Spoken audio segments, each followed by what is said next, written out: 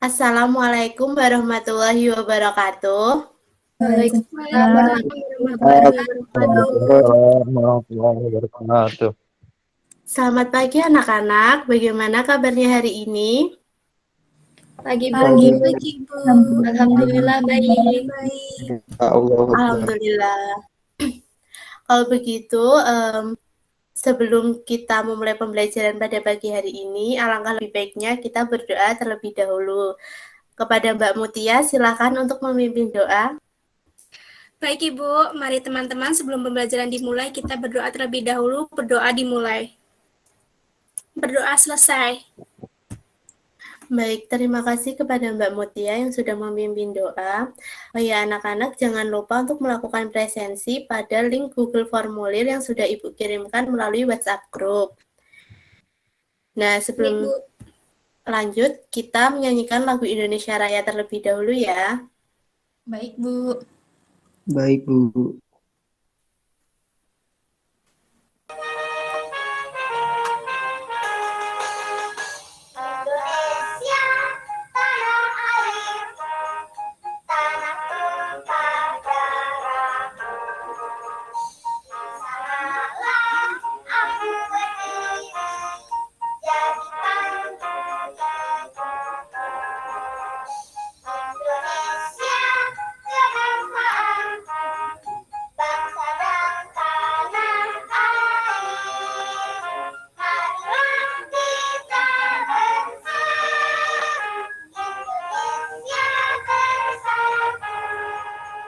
Selanjutnya, Ibu akan mengecek kegiatan literasi kalian dengan kalian mengirimkan judul buku bacaan melalui WhatsApp Group ya.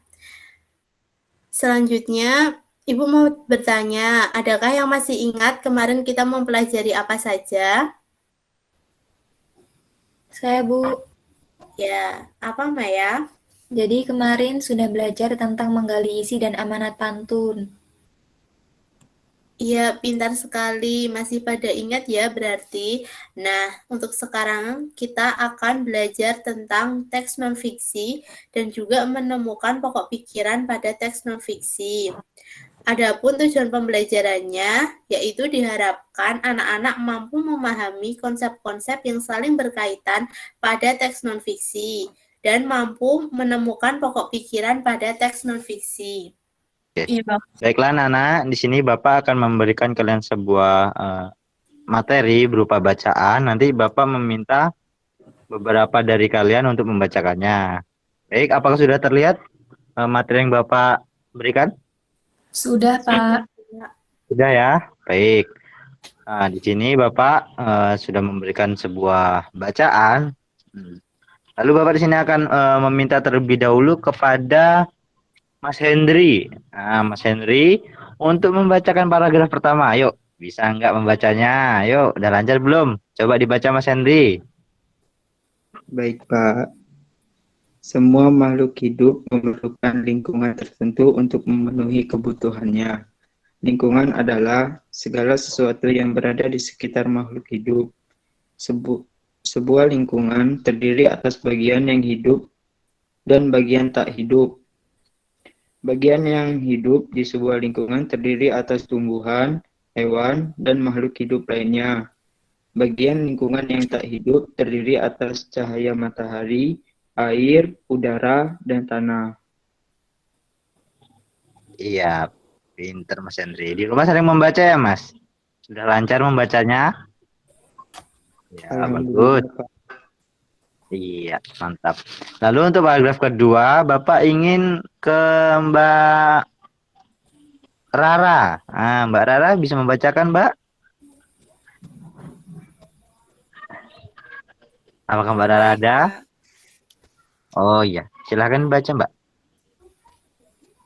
Cahaya matahari dapat menghangatkan udara, air, dan tanah agar mencapai suhu yang sesuai Tuhan hidup. Cahaya matahari juga membantu tumbuhan membuat makanan. Air dan tanah merupakan bagian penting dari sebuah lingkungan. Air yang turun dalam bentuk hujan meresap ke dalam tanah. Air di dalam tanah ini akan dimanfaatkan oleh tumbuhan yang hidup di atasnya dan makhluk hidup kecil lain yang hidup di dalam tanah. Iya, terima kasih Mbak Rara. Baik, sebentar Bapak carikan materi lagi. Nah, ini sudah terlihat? Sudah, Pak. Sudah, Pak. Iya, karena Mbak Dia yang menjawab, coba Mbak Dia dibacakan itu paragraf ketiganya. Baik, Pak. Bagian hidup dan tak hidup di sebuah lingkungan saling berinteraksi dan saling bergantung satu sama lain.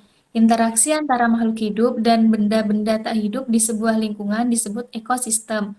Ekosistem tersusun atas individu, populasi, dan komunitas. Sudah, Pak. Iya. Nah, untuk yang terakhir ini coba Bapak minta kepada Mbak Mutia untuk membacakannya. Coba Mbak Mutia dibaca, Mbak. Baik, Pak. Individu adalah makhluk hidup tunggal, misalnya seekor kambing, seekor burung, dan sebuah pohon cemara. Tempat individu tinggal disebut habitat. Populasi adalah kumpulan individu sejenis yang menempati suatu daerah tertentu. Contohnya, di sebuah kolam terdapat populasi ikan, populasi tumbuhan teratai, dan populasi lumut. Sementara itu, komunitas adalah populasi makhluk hidup di suatu daerah tertentu. Contohnya, komunitas adalah komunitas sungai dan komunitas padang rumput. Iya, terima kasih yang kepada murid-murid yang sudah membacakan materi yang telah Bapak berikan. Sudah bagus semua cara membacanya. Namun ditingkatkan lagi untuk kecepatan membacanya ya. Sering berlatih di rumah. Baik, Baik, Pak. iya, terima kasih Mas Henry. Dari bacaan yang telah dibacakan oleh teman-teman kalian tadi, adakah yang masih belum paham? Nah, kalau ada yang masih belum paham, coba bertanya kepada Bapak. Ada yang masih belum paham? Sudah, Pak. Sudah, Pak. Sudah. Iya, terima kasih. Baik, kalau sudah paham semua, nah di sini Bapak yang akan bertanya kepada kalian. Kalian nanti menjawab pertanyaan yang Bapak berikan, oke? Yang pertama, Bapak ingin bertanya, apa sih judul yang telah dibacakan tadi? Apa judul materi yang telah dibacakan tadi? Ada yang tahu? Ayo, ada yang tahu nggak? Ekosistem, Pak. Iya, betul ya.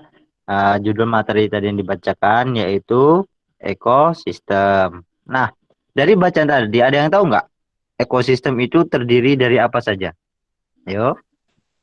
Individu, populasi, dan komunitas, Pak. Iya, Mbak Maya, pinter.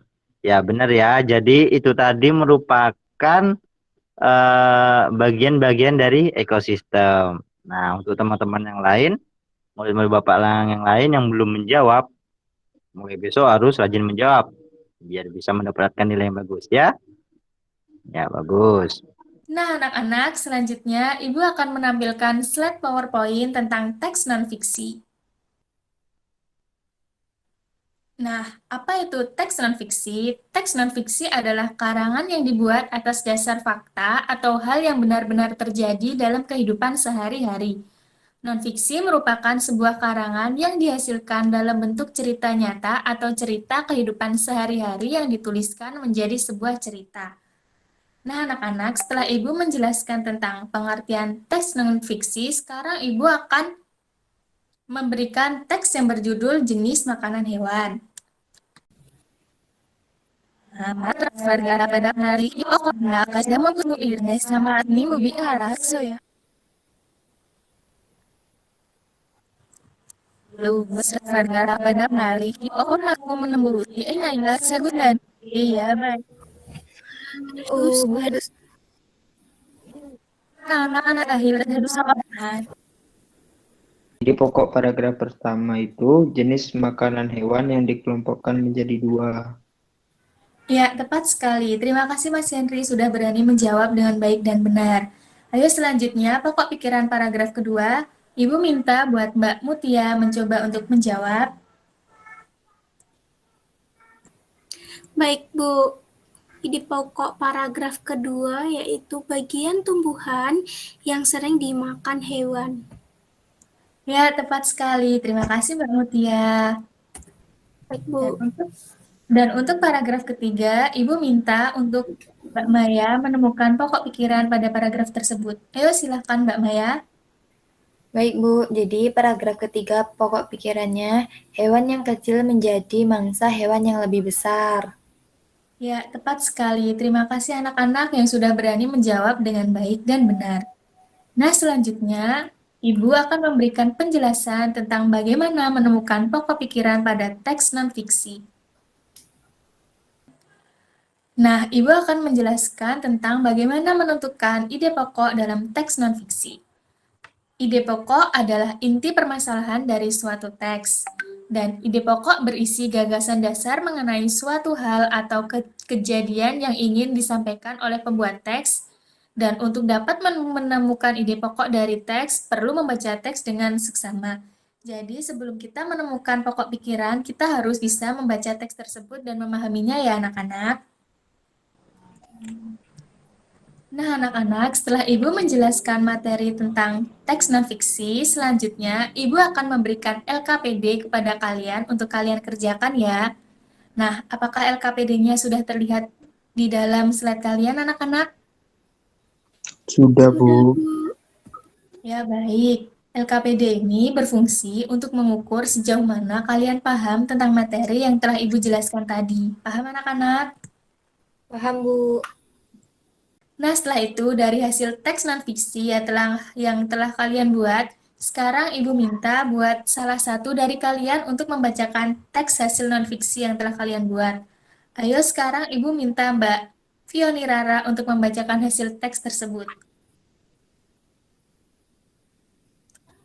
Apakah ada Mbak Fioni?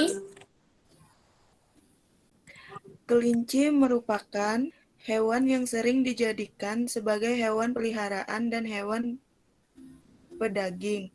Kelinci terbagi menjadi dua jenis, yaitu kelinci liar dan kelinci peliharaan. Di Indonesia banyak terdapat kelinci lokal, yakni jenis kelinci Jawa dan kelinci Sumatera. Kelinci liar biasanya hidup berkelompok dan hidup di sarang-sarang bawah tanah. Pada rumput hutan dan semak-semak adalah lingkungan di mana kelinci biasanya ditemukan. Berbeda dengan kelinci liar, kelinci peliharaan hidup di kandang yang telah disediakan.